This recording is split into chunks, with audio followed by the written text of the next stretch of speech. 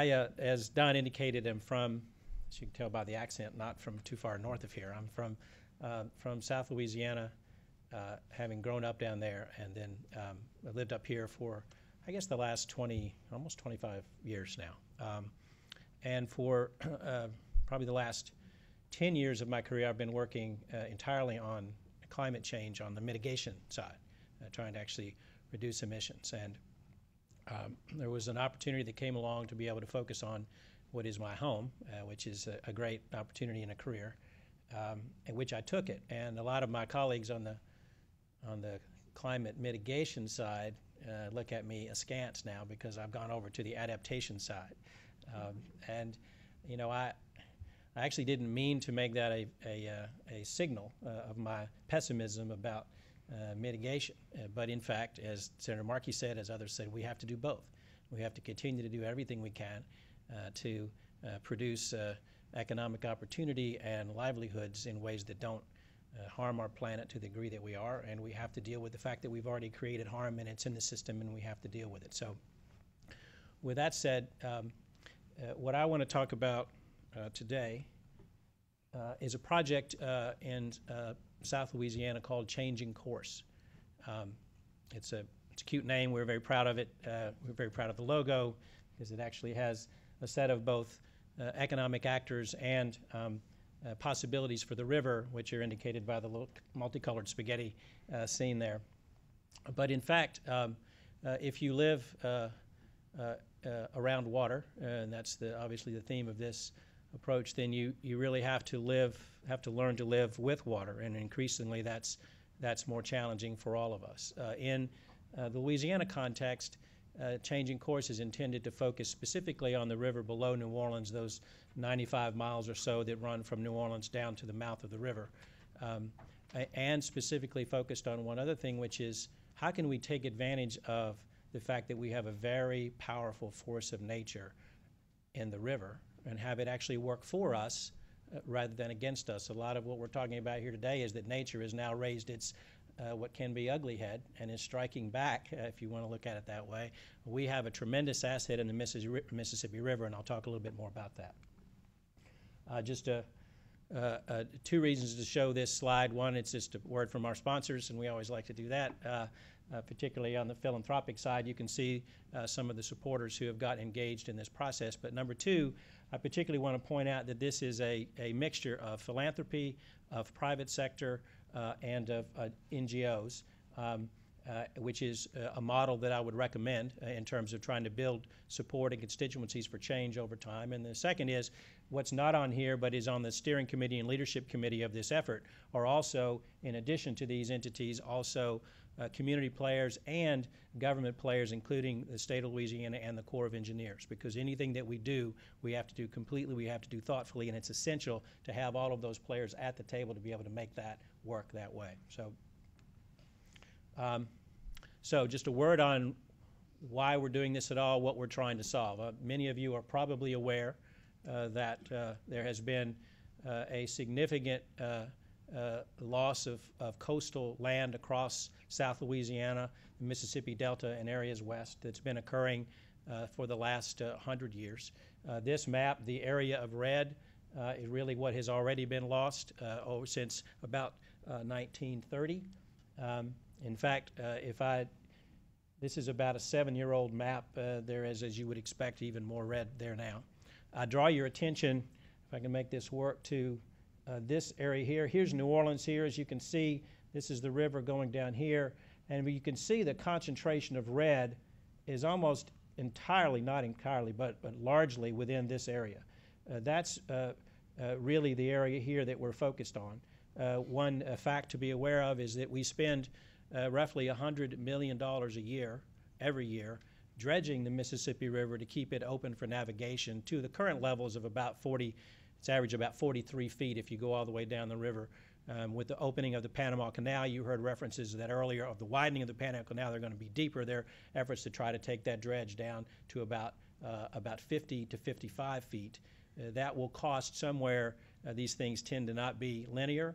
The cost estimated right now are closer to $900 million a year to keep this shipping lanes open for the Port of Orleans and the other ports that run up the river towards Baton Rouge. Why would we spend that kind of money? Because, for example, 60% of the grain that the U.S. ships globally comes through that river, through that port, through the mouth of that river. That's both obviously important domestically and essential globally if we're going to continue to play the roles that we've played feeding the world. There's a tremendous reason to look carefully at what's going on in this area. Why are we losing all this land? Just a quick primer here. These are only the major principal reasons, and I want to focus on one, which is this loss of sediment via the river channelization. We made decisions, public policy decisions, 100 years ago to do two things with the river: navigate it and keep it from flooding people. Those two things. That's what the Corps of Engineers' responsibility is by statute, is navigation and flood control. They've done both of those really quite well. The river is very difficult to measure or to manage. Give you an example, for those of you who are familiar with riverine systems, on a really high day, when in the springtime, when the full melt is coming down the river, the amount of water running by the Port of New Orleans is somewhere around over 1 million cubic feet per second. That's a lot of water that's moving down there, a lot of water, very difficult to control from a navigation perspective and from a flood control perspective, and that's the Corps' job. That's what they've had to do. Principal way they did it was by building walls, by putting levees up along the river so that where the river wouldn't flood, which makes sense. If you live by the river, you don't want to flood.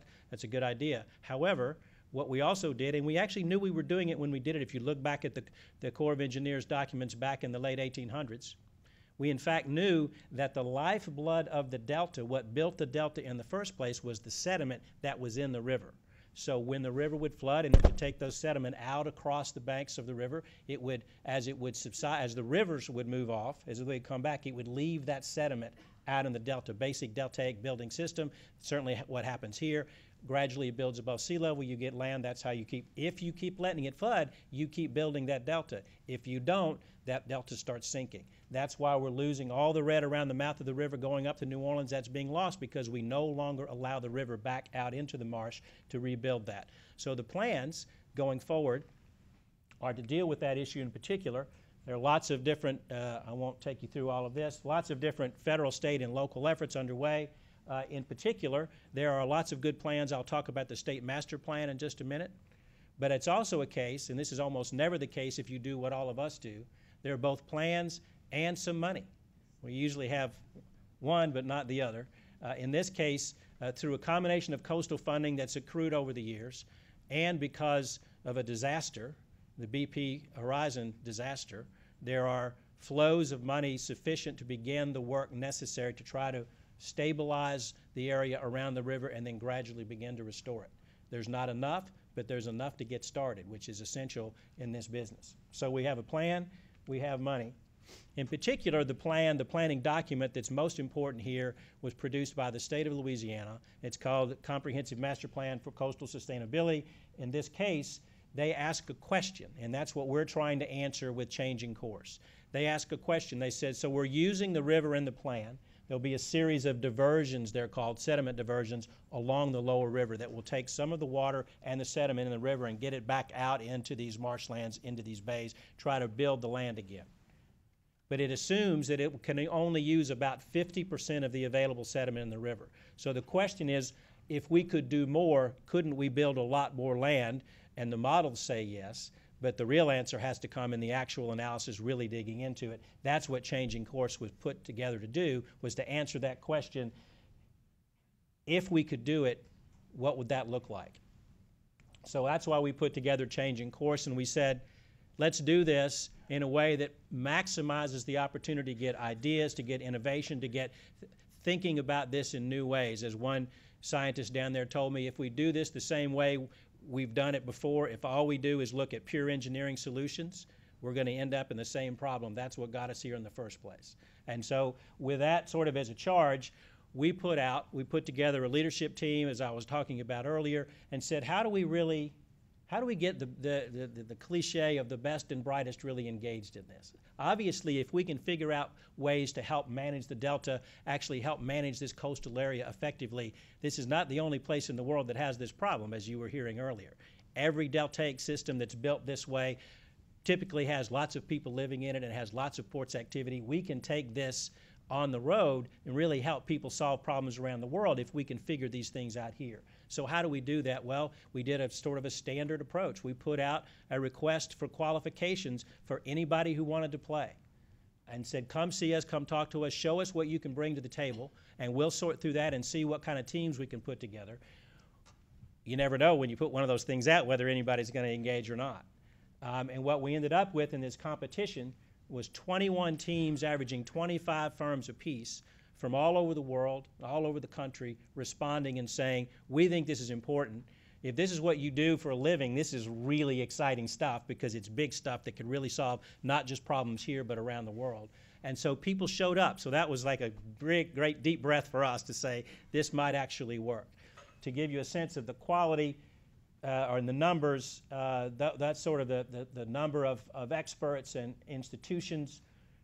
But there was also a high quality. We were looking at who it is that's coming in there. Who are we really talking to? Who really wants to be a part of this? And it really turns out to be among the best firms and the best thinkers really in the world in trying to help us think about this. A couple of specifics. We're really going to be looking at the area below New Orleans down to the river, but if, as you guys know about riverine systems, if you're going to look at a system, you really have to not start at the bottom.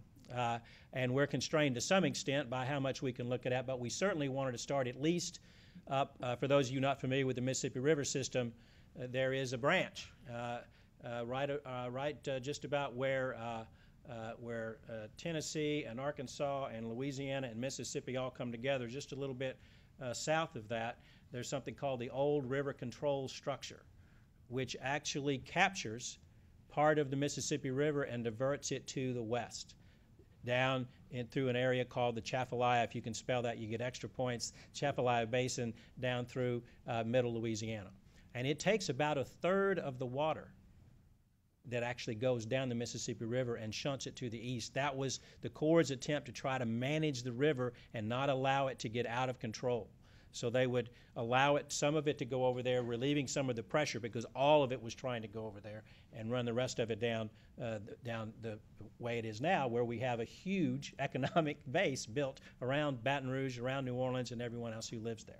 So we wanted to be able to step back and look at that whole picture, but our real focus is on this area from New Orleans all the way down to, you see head of passes down there, that's the mouth of the river. So where we are right now, we have, with this response that we got with our leadership team and a technical team that we've put together, we've sorted through those initial qualifications. We're down to 8 teams who have now submitted responses to a request for an actual proposal. We're sorting through those proposals, and sometime in May, we will make final decision about whether to go forward with anywhere between 2 and 4 teams, depending on the quality of the ideas and the funding available. We'd like to do this as large as possible, but obviously funding is always something you have to pay attention to.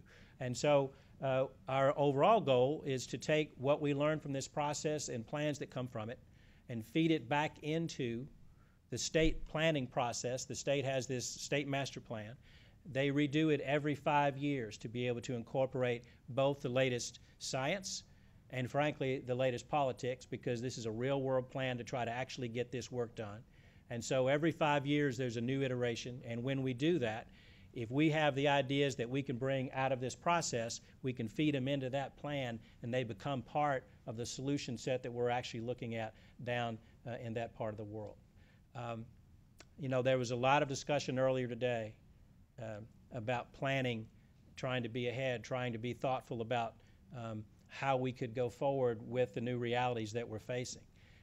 And there's an additional reality that I would suggest that we also have to think about, which is the funding necessary to do the work on the scale that we're all thinking about and talking about has so far only been made available after the disaster, not before it. And at a minimum, that says we need to have our plans ready to go.